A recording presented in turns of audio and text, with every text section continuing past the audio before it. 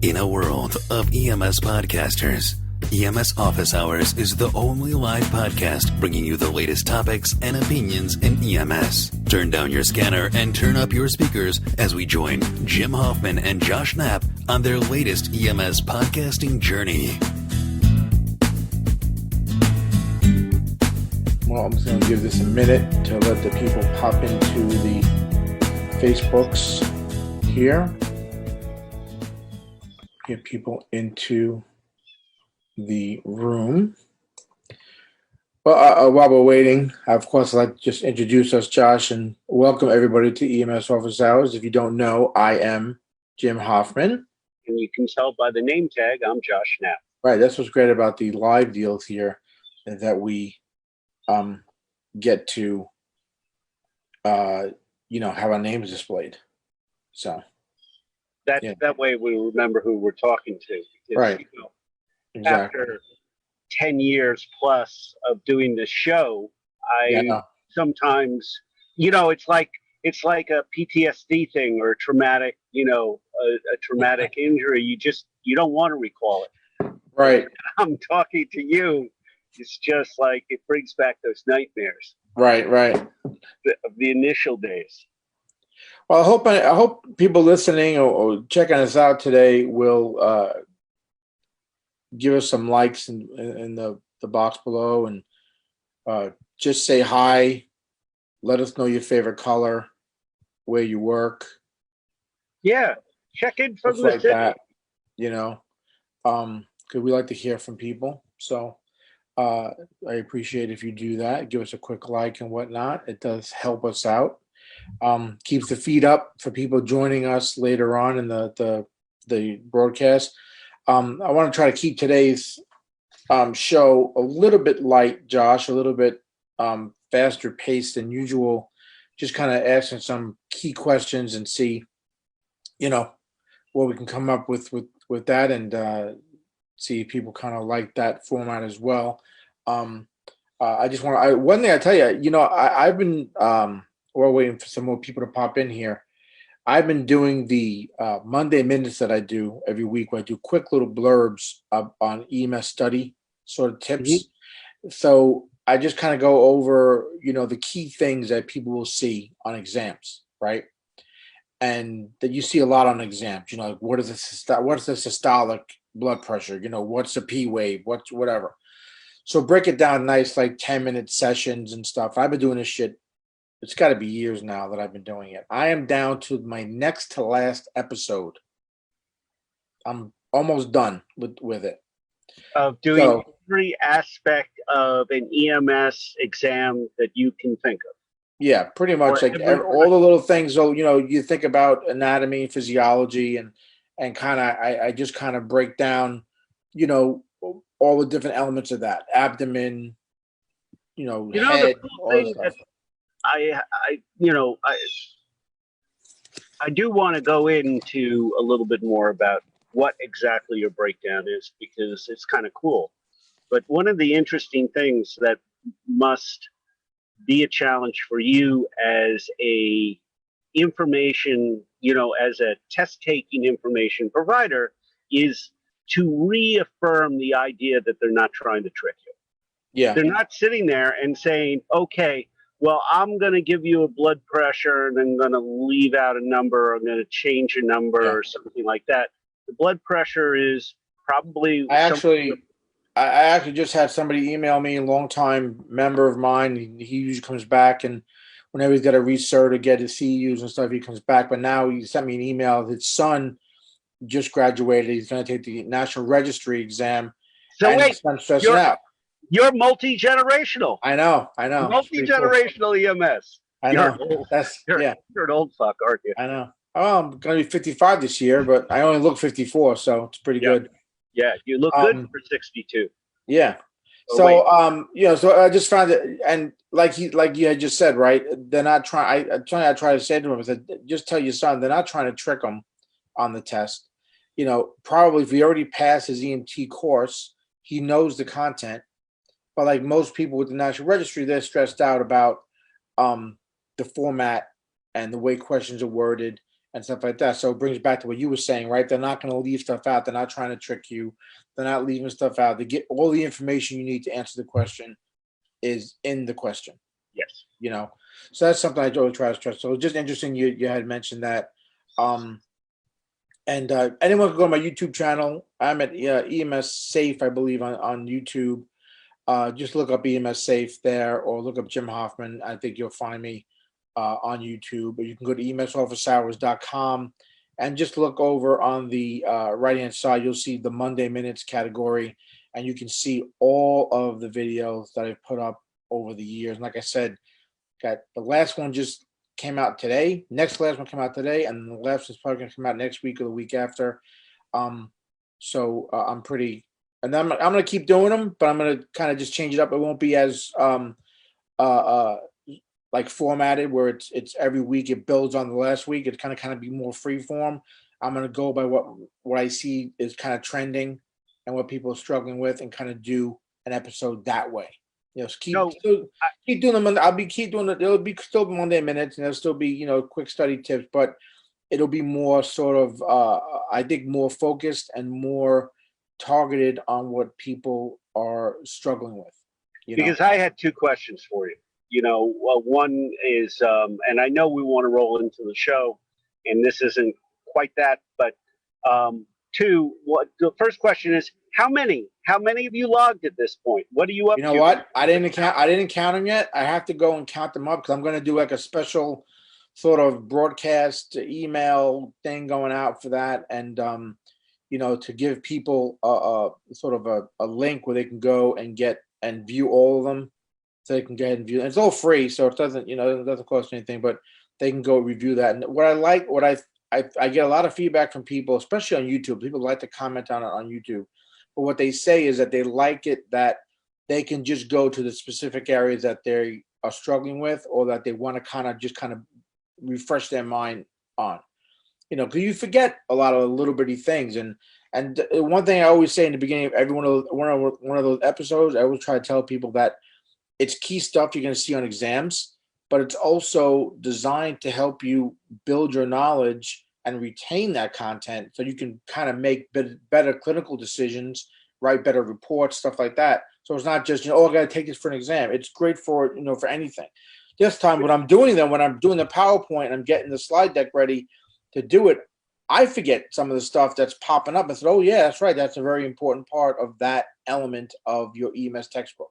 So I have to say a couple of things, and it's not, again, because I'm your co-host and we've known each other for 10 years, but Going back to how we met. I had started a company that was selling oxygen wrenches. I know that you were way attuned to everything that flew off the internet, EMS related. So you caught my product before you knew me. And then I used the product, I used the email address I had from the product to sign up for your testing. Because as we know, over the last 10 years, I have never failed the REMAC. I've never failed any EMS test.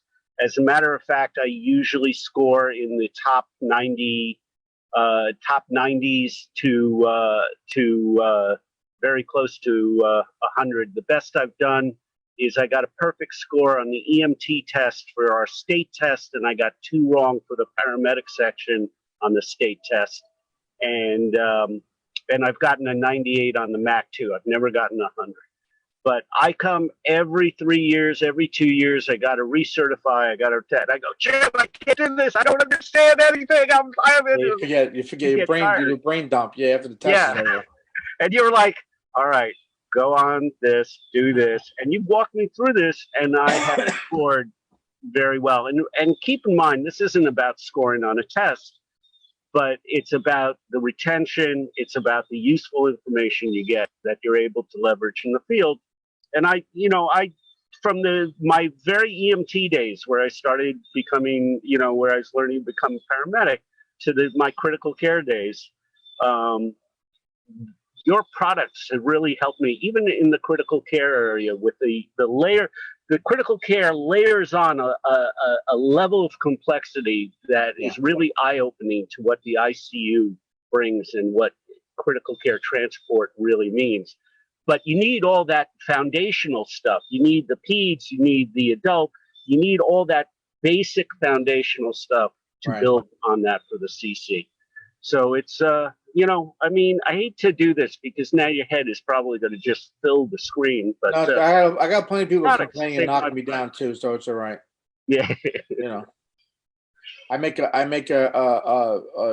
text meme and I put it on one of the Facebook groups, and then I got everybody bashing it. You know, they don't agree with one of the words that's there. You know, so but it's the way it is. So well, I created the palm wrench for guys like you that always get bashed. Right. Yeah. Well, again, everyone, listen, I appreciate you guys, and I see people watching this here. It's really cool. Be sure to, again, give us a like, say hi, tell me your favorite color, say if you're an EMT or a medic or whatever. Just engage with us a little bit so it kind of keeps it going, lets us know you guys are watching and engaged. And it's funny, Josh, I think I can kind of segue into some of the things that I want to bring up today. And you talk about 10 years and you know, struggling with the test and longer, start fresh, whatever, right? One thing I wanted to talk about, and I kind of put this in the title for the Facebook feed, was talking about burnout in EMS, right? And the question I'm asking is it real? Because I saw something, I can't remember what the hell it was. It was nothing to do with EMS. But about the mindset of, oh, you get burnt out in a job, right? And the person that was giving it was a podcast I was listening to. It was a business podcast I was listening to, and they had said that it's not that you're burnt out; it's just that you're sick of doing the job. You know, and isn't that the same thing? What's that? Isn't that the same thing? That's the thing I'm wondering, right? Is it the same? Is it really the same thing, or is it just like, you know, burnout is I like doing the job, but I'm sick of the BS part of it, or the part that's redundant, or the part that hasn't changed despite, you know, all the talk of changing. You know what I mean? And I think I wonder if that's part of it. And listen, I wrote an article about this years ago about being burnt out with an EMT. I was been an EMT for like, you know, almost 6 years. I was getting ready to go to med school, but I was feeling burnt out. You know, I was feeling like the constant. I mean, you know, the abdominal pain, the psych after psych, and I was getting so, you know, burnt out about it. And then I had an encounter with with a specific patient, and that encounter sort of snapped me out of it. You know, it made me realize what my role as a provider was much more clearer, and it kind of renewed my interest and dedication to EMS. And since then, I've never really felt it like that again.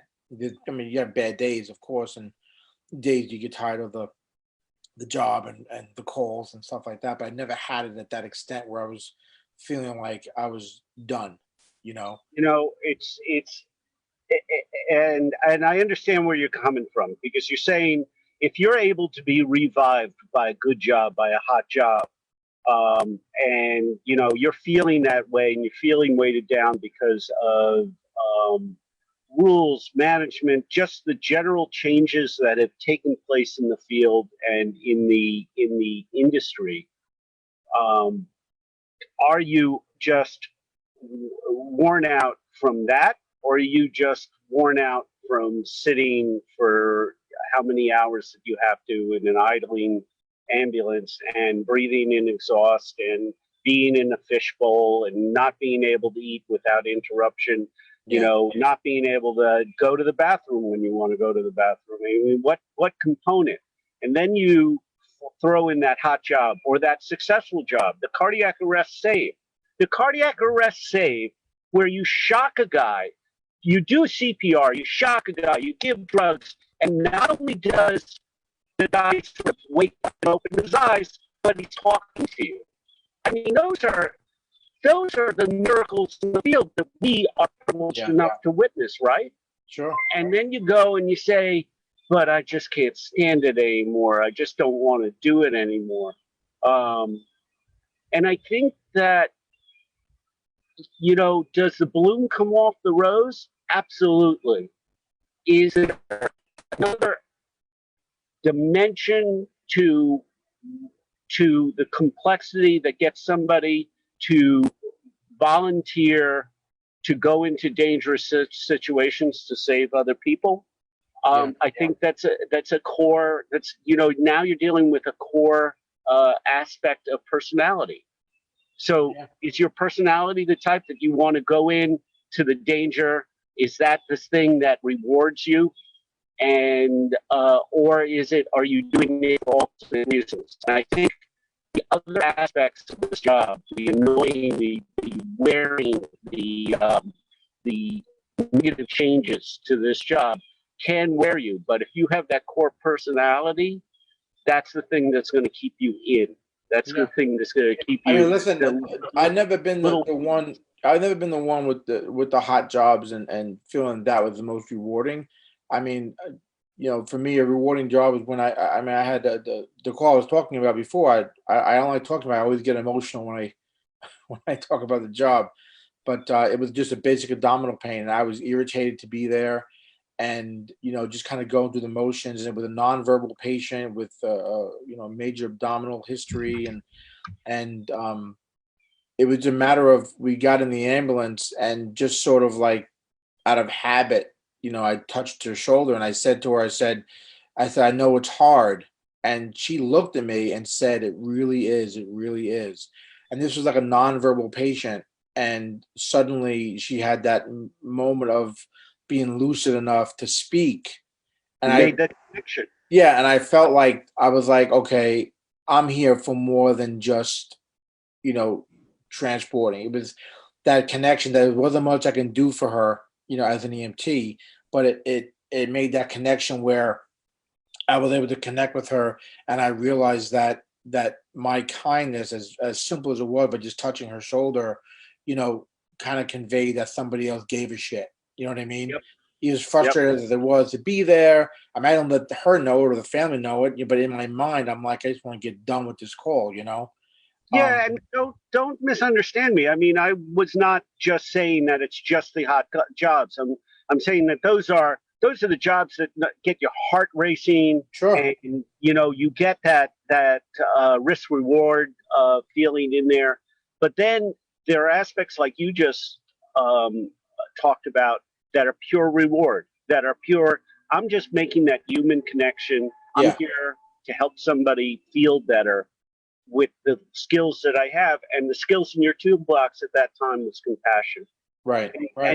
And there's so many. How many guys have you come into and work with or seen in the house where they just lack that compassion? They're there to move meat, and if you're in an overturned car, that's what they're there for. But the understanding and the saying, I'm human too. I've hurt too. And that's why the whole thing with patient rapport is a big element of this job that I think they don't go over enough in schools, and they don't stress enough that part of it. They don't grade it either, do they? Yeah, exactly. Not a lot of that in the National Registry about patient rapport, right? So yeah, I just kind of like I want to just kind of touch on that a little bit, because I listened to that, and I feel like you said, are they the same, hating the job or being burnt out? And I think there's a real fine line, between the two. But I think it's important that you have to recognize, are you burnt out because like we have talked about, and you need to kind of reevaluate your stance on it, or do you hate the job and your reevaluation needs to be, I need to go get another job and stop doing EMS. Right. And I think that's where that line is, and people have to kind of figure out what side of that line they're on, and then get through to the other side of that, to where they can be better at it. So, and that kind of leads me to the next question. And again, I want to remind people, please, guys, make sure, pop me a like in there, hit the heart button, frowny face button, just interact and engage here on the show. It really does help. I see we've got a bunch of people watching, so I would appreciate it if you just reach in there and do that for me. So I want to talk about burnout and stuff, and I think part of that is making mistakes as an EMS provider, right? And I'm sure you've made mistakes with Oh my patient God. care, with documentation, transporting to a wrong hospital. There's a multitude of things that you can do wrong, in this job. I was a brand new paramedic, and I gave sodium bicarb instead of dextrose to a semi-conscious patient, right? Thinking that back then the protocol was we didn't have glucometers, and we just, if they were altered mental status, you gave them, the D50, and that was it. But I was brand new. I didn't double check the drug, and then after the call, I'm restocking. I'm like, okay, wait a minute. I have plenty of dextrose in the bag, but I have one less sodium bicarb. That why their finger stick never changed? Well, back then we weren't doing glucose. We weren't doing Oh, finger right, sticks, right. So, and this was a person that was drunk. They were drunk. They were on the subway platform, and Chances are it didn't hurt them. It probably helped them well, anyway. it didn't do. That's the thing, right? It didn't hurt them. It didn't help them, but it didn't. There was no change. But at that moment, being a new medic, I kind of realized, okay, I have to kind of own up to this mistake I made. So I went to the senior medic I was with. I told him what I did, and he pretty much said the same thing. Listen, the patient, there was no change in the patient. We got to the hospital, everything was fine. There's no need to make a big deal out of it. The fact that you recognized it, you didn't try to sweep under the rug, you know. So you got to just be careful. And again, you kind of just go over the whole thing of don't just take for granted where it is in the drug box. Make sure you read the label, you know. And I think that's important, right? I'm sure you've got stories like that too. I mean, I've had stories where I've transported to a hospital that I made a mistake. When we get there, I'm like, oh shit, I probably shouldn't have came to this hospital. They might not be equipped to deal with this patient. Now that I take a step back and take a clearer picture of what's going on, right?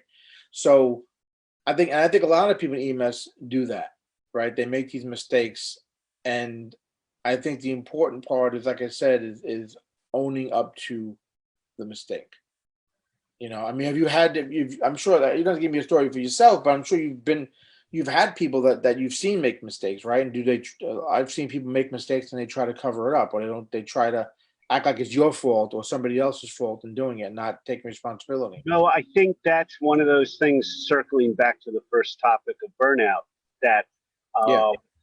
How is your organization situated to either accept that, or having a corrective structure or a remediation structure to deal with those sort of things. Yeah. I have,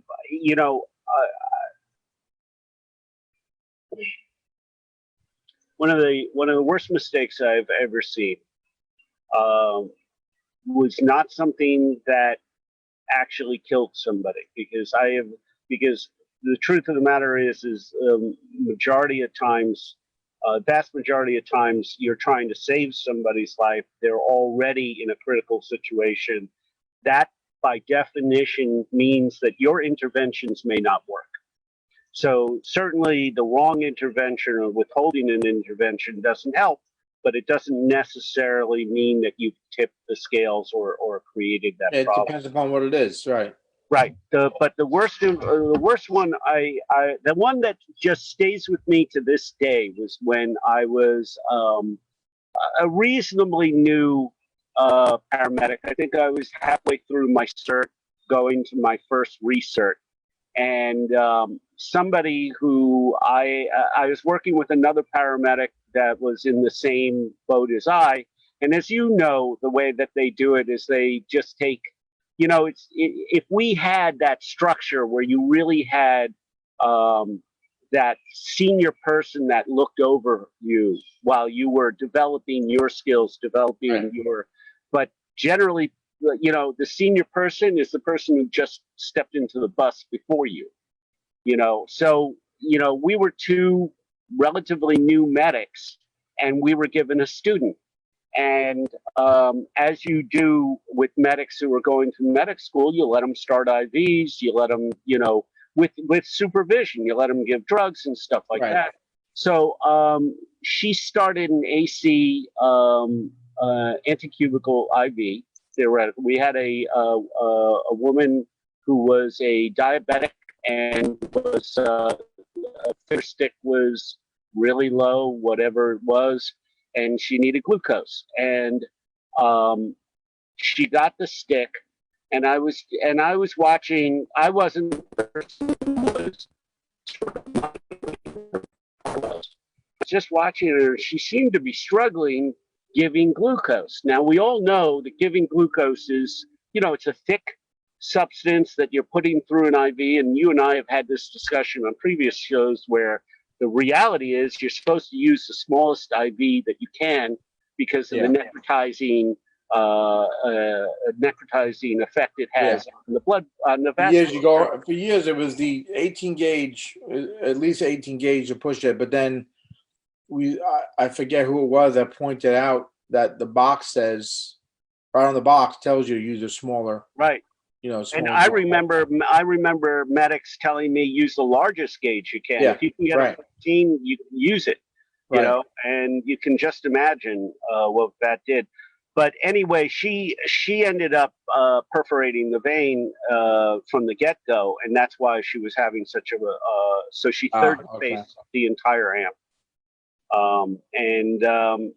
That's, that is the type of thing that is, just horrendous. And when supervision doesn't respond to that or says, oh, well, we don't want to deal with that or whatnot, and everybody from the ER all the way to your management just says not going to deal with it, you sort of wonder, it's like, well, how do we improve? How do we make the system better? And I think that stressor of feeling that there isn't a way to sort of brighten the outlook. Brightening the outlook when the mistake happens is recognizing this mistake, addressing it, and remediating it. Right? That sort of gives you the positive sense that things can improve. But when you ignore, or your organization ignores, things that happen, that's just the opposite, isn't it? That was part of like the sub questions of this was the as on a personal level, taking steps to make sure you don't make the same mistakes again, and on an agency level, what are they doing to try to help you or to figure out the one people that are making the mistakes and to remediate them. I work for a place where they didn't care if you made mistakes. If you made a mistake and you didn't kill somebody, whatever, they would say, just owe up to it. You owe up to the mistake you made, and we'll deal with it. Sometimes it's just you speak to them and they kind of give you the slap on the wrist type thing. Other times, depending on how severe the mistake is, you do like a skill station to show them that you know what you're doing. It was just an honest mistake. You overlooked something. Sometimes it's you have to ride as a third with people and let them evaluate your skills for a few days. And you learn from mistakes, don't you? Yeah, of course. I mean, it's an important part. We expect our medical providers never to make mistakes. That's the ultimate. That's how they frame it all. It's right. like, nobody wants to talk about mistakes. Nobody wants to, look at them. But, and that's the sort of foundation it's built on. How do you go from that, where you're never allowed to make mistakes, you're not allowed to recognize them, to an environment that's very healthy, where it says, okay, let's own up to that. Let's recognize that. Yeah. And I think that's the lip service that almost every organization gives. Just be honest, right. Recognize your mistakes, own up to them, and we'll go from there. I think what ends up happening is that people, they wait to see like you said, lip service. Is it just lip service, or does somebody make a mistake and then they're fired or demoted, or you know, their card gets suspended, something like that, right? So if that's what happens every time somebody owns up to a mistake, then if you make the mistake, you're not going to want to owe up to it. Right. But Right. if you see people making mistakes and you say, oh, okay, this person just had a letter put in their file that they did it, and as long as they don't make any mistakes within the next 6 months, a year, it'll drop off their file, or they have to ride to the third because they really screwed up. They didn't know what they didn't pace the patient the right way, and they really the guy could have died, and they got to ride now to the third and kind of prove to this FTO, whoever it is, that then they know how to work the monitor, they know the ins and outs of the monitor. Or maybe it's just you demonstrating to the the training staff where you are, that you can do that skill, right? And I think part of that and the ability for that depends upon the size of the agency and their budget and stuff like that. Whether they're going to they have training staff. I work places there was no training staff. It was it was the supervisor or the manager, and then that was it. And then all the employees below that. There wasn't a training staff that was going behind them and training them on skills and stuff like that. They were maybe doing some QA on the paperwork, but that was more to get billing than anything else, right? So the availability of agencies to be able to kind of track stuff and to make that difference, I think depends upon their size and their willingness to have that structure in place to allow people to make mistakes and to allow for the corrective action for that. Well, what about just improving, Jim? I mean, really, truly, how many times in your career have you gotten a note from the ED or the floor the patient was admitted to when you brought in a sick person who needed to be admitted to the hospital? You did some pre-hospital treatment. You made some pre-hospital medical decisions on how to proceed with treatment of this patient. And how many times you heard back that intervention was good and was worked and or was not, and or the status of the patient? How many times proactively has the hospital contacted you and said, zero. "Oh, by the way," what? Zero. Say that one more time. Never. Anytime that I got feedback, I would have to go seek it out myself. Right. Right. Even on well, I can't say I did have one time. There was one or two times where I had, but it was usually during the ER contact, like drop the patient off, and while I'm doing my paperwork, I'll have a doc or a nurse come over and say, hey, you did a really good job with this, or it was a good decision to do this. Yes. I had a pediatric, cardiac arrest, and the patient had, cast on both legs. So I had to do the IO, but I did it in the shoulder, and the doc was like, oh, you did a great job doing that. It was really smart. You didn't futz around trying to get it in the leg and taking the cast off and shit like that. You know what I mean? Mm-hmm. So there are some things where that's happened. You know what I mean?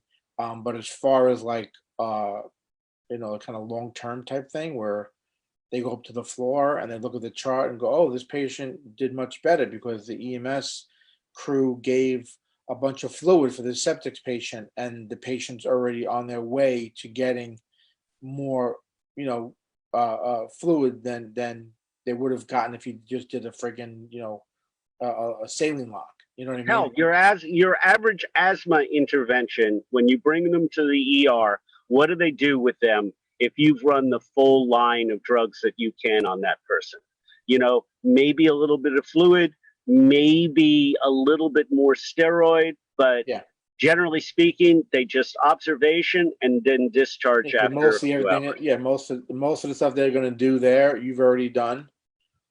Short of the patient not turning around, where they might have to, like you said, might have to get more aggressive or different medications and stuff like that. But run of the mill, your basic, even ones that are kind of pretty tight asthmatics, a lot of times, once you get going, time to get to the hospital, they're doing pretty good.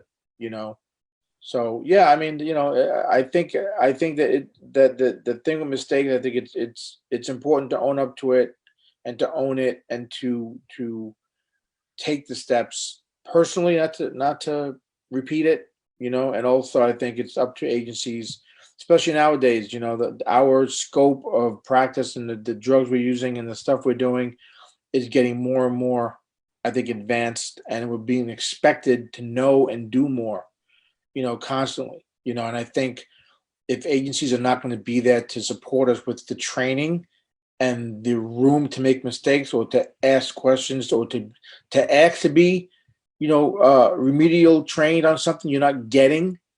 You go to a class on a new piece of equipment and then you get out in the field and you start trying to use it. And you're like, I don't know what the fuck I'm doing with this thing.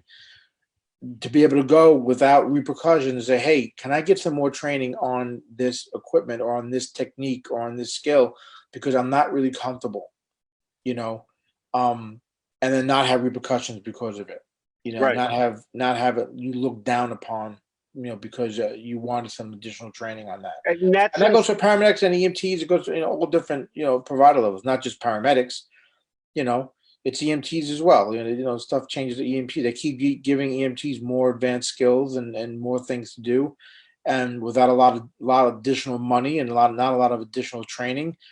And they're very quick to critique them if they don't do that new skill or they do it wrong, but not a lot of You're very training or room to let them feel comfortable to turn to a senior medic or training staff and say, hey, I don't really know. I'm not comfortable a lot with this nebulizer treatment stuff.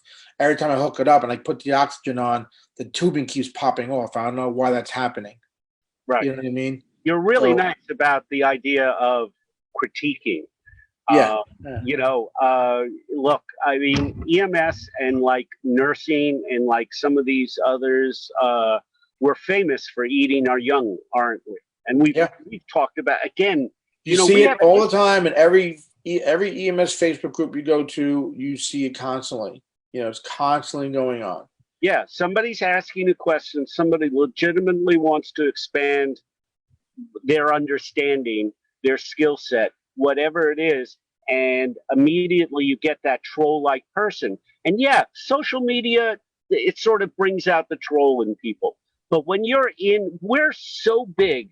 How many times you walk into the crew room, everybody's around. We're so big on brother, sister. Right. We're all in this together. Right. We got I love all that shit. So I got your back, and you got this, and then all this shit with the mental health aspect stuff, and reach out to me, man. I'm here for you. All this stuff, but then at the same time, you've got an equal amount of people out there who will jump and be very critical of what the person's asking, or bully them. Right, or bully them. Oh, you dress funny. Oh, you have too much shit on your belt, or you don't have enough shit, or you're, what do you think you are, a doctor coming in? Yeah. Whatever that thing is. You're a girl. You'll never be able to lift that much. You know right. what I mean? And they're the same people who are saying, "Oh yeah, I'm doing a brother check-in." I mean, if you want to do a brother check-in and you're worried about mental health, start at the roots of mental health. Reach out. Include people. We're social animals. Bring them into the fold instead of extricating them. Yeah. All right, Josh, we'll end it there, man. I think I have one more topic, but it's going to take us too long, I think, to get into in the next 10 minutes. So, all right, let's rock. We'll end it there. Again, everyone, thanks for watching us. I see a lot of people watching us in the Facebook feed. I really appreciate it. Please go ahead and give us some likes. The smiley faces, say hi in the chat. Tell me your favorite color. I don't care. Just something to let me know that you're engaged and you're watching us. I like doing these podcasts live. I think we get some more interaction, and get people sort of viewing the show in a different way. The show's been going on forever, and I think it's good to kind of change it up a little bit and give some video to the audio. You know what I mean? When we started the show, I had black hair, just so you know. I had hair. You had hair. You had hair. I had black hair. Yeah, I had hair. Now I don't have hair. you Right. know, so yeah. All right, Phil, we're in there, Josh. Again, thanks for joining me, man. I appreciate it. Hopefully next time we'll get Dave with us. I'm actually going to Florida for a week or so. Enjoy. Next week, I don't think I'll be able to do the show. And the week after that, I am going to have a special guest joining on the show. So maybe I can get either you or Dave to join us. We have like a third person to kind of interact with the guest. That'll be on the 15th of September. So hopefully we can do that. So, all right. So we'll just end it there, man. I appreciate it. All right. Anyone have any questions, comments, send them over to me. It's contact@emsofficehours.com. Go to emsofficehours.com, see the other content, podcasts, videos there, and follow us on Facebook or Instagram. EMS Safe on Instagram, EMS Safe on TikTok, EMS Safe on Twitter, and then the EMS Professional on. But if you Facebook. want the best oxygen wrench you'll ever own, Right. the only one you'll need, go to o2wrench.com. That's the only one. I don't have TikTok. I don't have Instagram. I don't have Twitter. Right. That's it. You have the best oxygen wrench. That's all you need. That's all you need. Yeah. All right, Josh. That's it. As always, I am Jim Hoffman. Josh Knapp. Stay safe.